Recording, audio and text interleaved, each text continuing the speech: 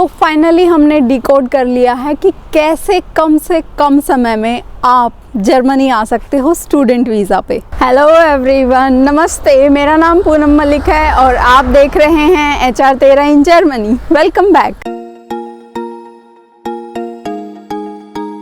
तो आज की वीडियो में मैं आपके साथ शेयर करने वाली हूँ अपना स्टूडेंट वीज़ा का एक्सपीरियंस। मुझे इन टोटल शुरू से एंड तक की प्रोसेस में कितना टाइम लगा और आपको कितना टाइम लग सकता है और इस प्रोसेस को कितना ऑप्टिमाइज़ किया जा सकता है कि कम से कम समय में आपको अपना स्टूडेंट वीज़ा मिल जाए। तो चलिए आज की वीडियो यहीं से शुरू करते हैं। तो सबसे पहला स्टेप जो मैंने लिया था वो था पासपोर्ट बनवाना, क्योंकि पासपोर्ट हर चीज़ में चाहिए होगा और ऑब्वियसली आप दूसरी कंट्री में जा रहे हो स्टूडेंट वीज़ा पे तो आपको पासपोर्ट तो चाहिए ही। तो मैंने सबसे पहले पासपोर्ट बनवाया और उस प्रोसेस में मुझे लगभग 1 महीना लग गया था।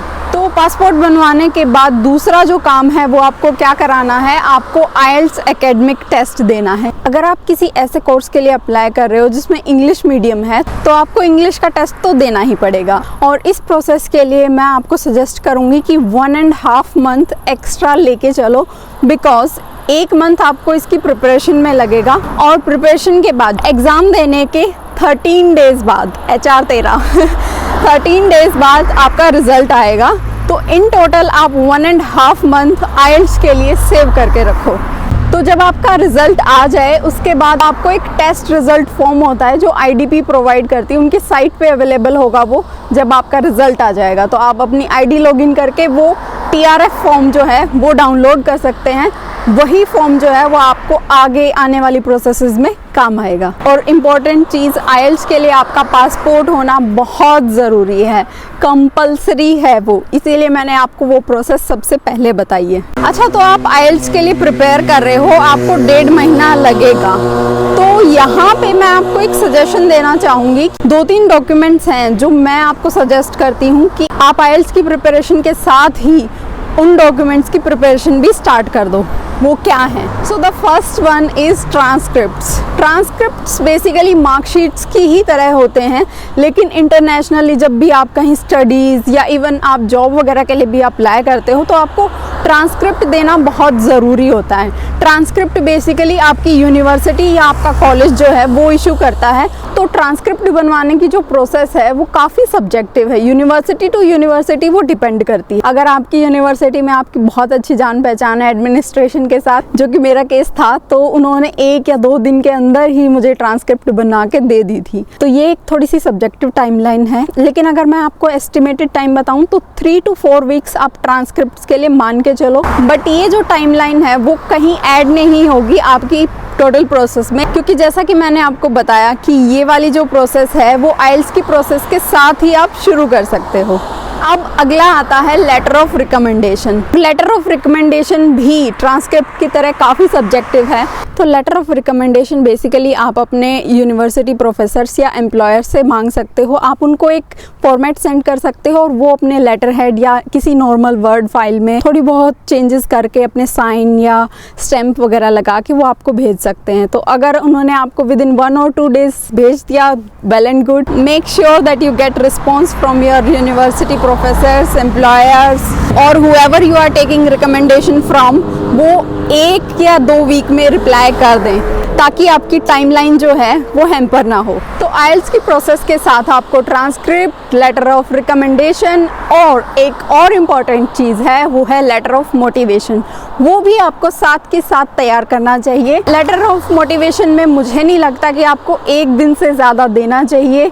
लोग कहते हैं कि हफ्ते भर उसमें इन्वेस्ट करो। अगर आप डेडिकेटेडली 1 दिन आप इन्वेस्ट करते हो, रिसर्च करते हो अपने कोर्स के बारे में या अपनी यूनिवर्सिटी के बारे में कि आपको क्या लिखना है, आपको आपका जो एक्सपीरियंस है उसके हिसाब से आपको क्या ऐड करना चाहिए, तो मेरा सजेशन है कि वो आप विदिन 1 डे कर सकते हो, जो कि मैंने भी किया था। लेटर ऑफ मोटिवेशन लिखना कोई बड़ा तीर मारना नहीं है, बहुत ही ईजिली विदिन 1 डे हो सकता है ये।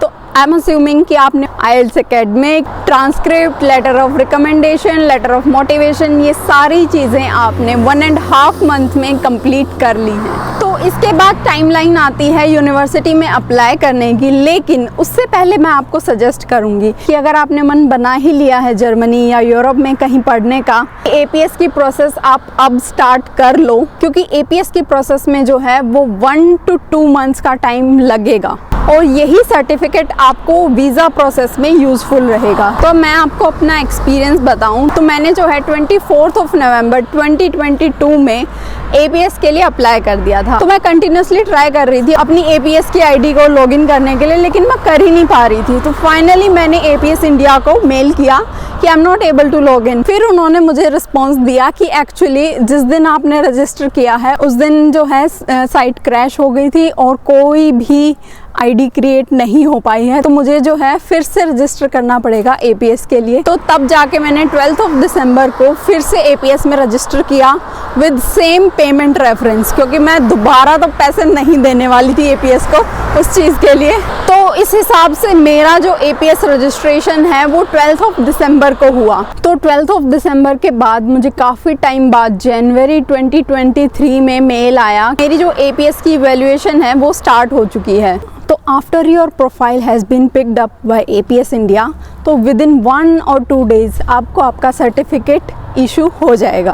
तो सर्टिफिकेट जो है वो आपको खुद नहीं लेके आना, पोस्ट से आपको आपके एड्रेस पे सर्टिफिकेट मिल जाएगा। तो इन टोटल एपीएस का सर्टिफिकेट बनने में 1 to 2 मंथ्स डेफिनेटली लगने वाला है। तो यहाँ क्योंकि आपने एपीएस के लिए अप्लाई कर दिया है और इसकी टाइमलाइन बहुत ज़्यादा है, तो यहाँ पे आपको स्मार्ट वर्क करना होगा। आपको अब अपनी यूनिवर्सिटीज़ में अप्लाई करना होगा। तो मैं अपना एक्सपीरियंस बताऊँ तो मैंने यूनिवर्सिटी में 28 अक्टूबर को अप्लाई किया था। तो मुझे 31 अक्टूबर को मेल आई मेरी जर्मन यूनिवर्सिटी से कि मुझे 65 या 70 यूरो की पेमेंट करनी होगी यूनिवर्सिटी को, क्योंकि वो मेरी प्रोफाइल जो है वो इवेल्युएट करेंगे, देखेंगे कि मैं इस कोर्स के लायक हूँ या नहीं हूँ, जो भी रिक्वायरमेंट्स हैं लैंग्वेज की या सब्जेक्ट्स की वो फुलफिल हो रही हैं कि नहीं। तो उसके लिए मैंने 31 अक्टूबर 2022 को वो पेमेंट कर दी थी। तो 65 यूरो की पेमेंट करने के बाद विद इन 20 डेज मुझे मेरी जर्मन यूनिवर्सिटी से कंफर्मेशन आता है कि मुझे एडमिशन मिल गया है। उन्होंने मुझे एडमिशन लेटर सेंड कर दिया था मेल में ही। तो यूनिवर्सिटी के रिवर्ट करने की जो टाइमलाइन है वो डिपेंड करती है यूनिवर्सिटी टू यूनिवर्सिटी। अगर एवरेज लगाया जाए तो विद इन 1 or 2 मंथ्स वो आपको रिवर्ट कर देंगे। तो मैं अस्यूम कर रही हूँ कि आपका एपीएस सर्टिफिकेट जो है वो 1 to 2 मंथ्स में आ गया है और अभी आपके हाथ में आपका एडमिशन लेटर है और आपका एपीएस सर्टिफिकेट भी है। तो फाइनली अब जाके आप अपनी वीज़ा प्रोसेस स्टार्ट कर सकते हो। तो सबसे पहले आपको क्या करना है कि इस वेबसाइट पे जाके आपको अपने लिए वीज़ा अपॉइंटमेंट बुक करनी है। वीज़ा अपॉइंटमेंट इतनी जल्दी नहीं मिलती है, इसमें लगभग 1 से 2 हफ्ता लग जाता है। शुरू में वो आपको क्या करेंगे कि आपको वेट लिस्ट में डाल देंगे। तो most probably with in 1 or 2 weeks वो आपको एक अपॉइंटमेंट लिंक भेजेंगे जिसमें आप अपनी चॉइस की अपॉइंटमेंट बुक कर सकते हो। अब यहाँ पे मैंने एक गलती की थी जो कि मैं चाहूँगी कि आप ना करो। मैंने अपने आप को वेट लिस्ट में डाल दिया वीज़ा अपॉइंटमेंट के लिए, लेकिन मैं रिलैक्स होके बैठ गई। मैंने सोचा कि अब जो है ब्लॉक्ड अकाउंट बनाना है और उसमें तो 2 दिन लगेंगे, तो जैसे ही मुझे वीज़ा अपॉइंटमेंट मिलेगी मैं बुक कर लूँगी स्लॉट और उसके 2 दिन बाद जो है वो मेरा ब्लॉक्ड अकाउंट बन जाएगा। लेकिन ऐसा नहीं हुआ। आफ्टर 2 वीक्स जब मुझे वीज़ा अपॉइंटमेंट की मेल आई कि आप अपनी अपॉइंटमेंट बुक कर सकते हो, यू वॉन्ट बिलीव मुझे नेक्स्ट डे की अपॉइंटमेंट मिल रही थी। बट अनलकीली मेरे पास ब्लॉक्ड अकाउंट नहीं था उस टाइम पे, तो मुझे थोड़ी सी लेट की अपॉइंटमेंट लेनी पड़ी, जो कि मेरे लिए एक वेस्टेज ऑफ टाइम हो गया जस्ट बिकॉज मेरे पास ब्लॉक्ड अकाउंट नहीं था। मेरा ब्लॉक्ड अकाउंट बनने में 2 हफ्ते लग गए। तो यहाँ आप अपना जो ब्लॉक्ड अकाउंट का प्रोसेस है वो अभी से स्टार्ट कर दो। जैसे ही आप अपने आप को वेट लिस्ट करते हो वीज़ा अपॉइंटमेंट के लिए, आप अपना ब्लॉक्ड अकाउंट का प्रोसेस स्टार्ट कर दो, so that when you get an appointment link and you select a particular date, so you have everything with you. तो मुबारक हो, आपको वीज़ा अपॉइंटमेंट मिल गई है और अब आप सारी डॉक्यूमेंट्स लेके वीज़ा सेंटर पहुंच सकते हो। तो यहाँ मैं आपको अपना वीज़ा का एक्सपीरियंस बताती हूँ। मेरी अपॉइंटमेंट थी सुबह 10 बजे की। मैं 9:45 पे वीएफएस सेंटर पहुँच गई और अनलकीली उस दिन क्या हुआ कि जर्मनी की जो वेबसाइट है वो हैंग हो गई थी और कोई भी काम नहीं हो पा रहा था वहाँ पे। और मैं सुबह 10 बजे से रात के 8 बजे तक वीएफएस सेंटर में बैठी रही। तो 4 या 5 बजे बजे जाके जो मेरी सारी फाइल्स हैं वो सबमिट हुई थी, और उसके बाद भी बायोमेट्रिक में 4 घंटे लग गए। वहाँ प्रोसेस इतना ज़्यादा स्लो चल रहा था। सो यस, फाइनली मैंने वीज़ा डॉक्यूमेंट सबमिट कर दी और उसमें मुझे पूरा 1 दिन तो लग गया। तो बेसिकली आपने वीज़ा अपॉइंटमेंट में अपनी सारी डॉक्यूमेंट सबमिट कर दिए, अब आपके पास कोई भी काम नहीं बचता है सिवाय इंतज़ार के, और ये इंतज़ार सच में बहुत लंबा होने वाला है। तो बेसिकली अब आपको वीज़ा अप्रूवल मेल के लिए वेट करना है। अगर एवरेज टाइमिंग की बात की जाए तो लगभग 30 दिन में जर्मन एम्बेसी जो है वो आपको रिवर्ट कर देती है, मेल कर देती है कि जर्मन एम्बेसी आपकी प्रोफाइल पे डिसीजन लेने के लिए रेडी है और आप अपना पासपोर्ट जो है वो सबमिट कर सकते हो VFS सेंटर जाके। तो मैं अपना एक्सपीरियंस बताऊं तो आफ्टर सबमिटिंग द डॉक्यूमेंट्स मुझे बहुत ज़्यादा इंतज़ार करना पड़ा। मुझे कोई रिवर्ट नहीं आ रहा था कि मेरी प्रोफाइल कहाँ पहुँची है, क्या स्टेटस है, कुछ भी नहीं पता था मुझे। तो फाइनली मुझे एक ईमेल ID मिली जो कि मैं स्क्रीन पे डाल दे रही हूँ। तो ये जो मेल ID है वो बहुत यूज़फुल है। इस मेल ID पे आप मेल करके अपना पासपोर्ट नंबर वगैरह सेंड करके आप अपनी प्रोफाइल का एग्जैक्ट स्टेटस पता कर सकते हैं। तो मैंने इस मेल ID पे मेल किया और उनसे अपनी प्रोफाइल का स्टेटस पूछा, तो उन्होंने मुझे बताया कि मेरी फाइल जो है वो अभी भी बर्लिन में ही है, यहाँ मैं कुछ भी नहीं कर सकती थी। यहाँ मैं जर्मन एम्बेसी को भी कॉन्टैक्ट कर रही थी तो वो मुझे यही बोल रहे थे कि वी कांट डू एनीथिंग। और फिर फाइनली मुझे जर्मन एम्बेसी से मेल आई कि उन्होंने मेरी प्रोफाइल पे डिसीजन ले लिया है और अब मुझे अपना पासपोर्ट सबमिट करना होगा दिल्ली VFS सेंटर में। मुझे एक्चुअल में 47 डेज लगे थे ये मेल आने में। तो यहाँ एक ट्विस्ट है कि डी स्टैंपिंग यानी पासपोर्ट सबमिशन के लिए जिसमें आपके पासपोर्ट पे वीज़ा की स्टैंपिंग होगी, उस प्रोसेस के लिए भी आपको अपॉइंटमेंट लेनी होगी VFS से। लेकिन अगर आपके पास अपॉइंटमेंट नहीं है तो आप वॉक इन कर सकते हो, बट उसके लिए आपको VFS से प्रीमियम सर्विस लेनी होगी। आप पेमेंट कीजिए 6000 और समथिंग की।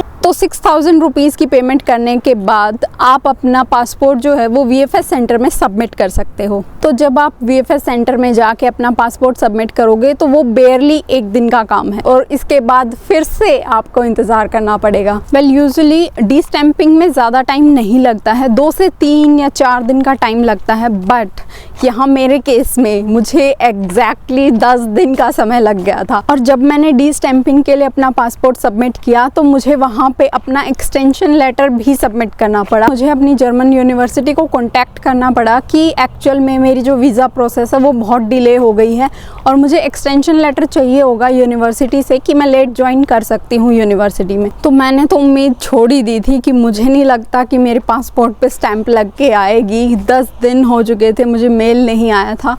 फाइनली 10th डे मुझे मेल आया कि आपका जो पासपोर्ट है वो डिस्पैच हो गया है जर्मन एम्बेसी से। तो मैं तुरंत भागी VFS सेंटर और वहाँ जाके मैंने उन लोगों से रिक्वेस्ट की कि प्लीज़ मेरा जो पासपोर्ट है वो ढूंढ के दे दो मुझे, बिकॉज दे वर सेइंग कि वर्किंग आवर्स ख़त्म हो चुके हैं और अब हम आपको आपका पासपोर्ट नहीं दे सकते। सो फाइनली मैंने थोड़ी बहुत रिक्वेस्ट करके उनको बोला कि प्लीज़ कर दो, मेरा सेमेस्टर डेफरमेंट हो जाएगा वरना। सो फाइनली उन्होंने थोड़ा सा एक्स्ट्रा एफर्ट डाल के मेरा पासपोर्ट जो है वो सर्च किया और मुझे पासपोर्ट दे दिया और नेक्स्ट डे की ही मैंने फ़्लाइट बुक कर ली और मैं जर्मनी लैंड कर गई। तो मैं आपको एक इम्पॉर्टेंट चीज़ और बताती हूँ, क्योंकि मेरा वीज़ा अप्रूवल आने में बहुत टाइम लग रहा था तो मेरी यूनिवर्सिटी ने मुझे मेल कर दिया था कि आपको हम डेफरमेंट दे रहे हैं। बेसिकली मैं समर सेमेस्टर में आने वाली थी और वो मुझे 6 मंथ का डेफरमेंट दे रहे थे कि आप विंटर सेमेस्टर में आ जाइए, तब तक आपके पास आपका वीज़ा भी होगा। तो ये एक अच्छी चीज़ रहती है कि अगर आपका वीज़ा टाइम पर नहीं आता है तो आपका एडमिशन कैंसिल नहीं होता है, आपको अगले 6 महीने वेट करना होता है। तो नेक्स्ट सेमेस्टर में जो है वो आप अपनी यूनिवर्सिटी ज्वाइन कर सकते हो। सो अगर ऑप्टिमम टाइमलाइन की बात की जाए तो स्टार्टिंग से लेकर पासपोर्ट मेकिंग से लेकर वीज़ा मिलने तक की प्रोसेस में आपको इन टोटल अगर ऑप्टिमाइज़ किया जाए तो 7 मंथ्स लग जाएंगे। सो फाइनली हमने डिकोड कर लिया है कि कैसे हम कम से कम समय में जर्मनी आ सकते हैं स्टूडेंट वीज़ा पे। तो ये वाली जो वीडियो है वो कमेंट में वन ऑफ द सब्सक्राइबर्स ने रिक्वेस्ट की थी तो मैंने हाजिर कर दी है।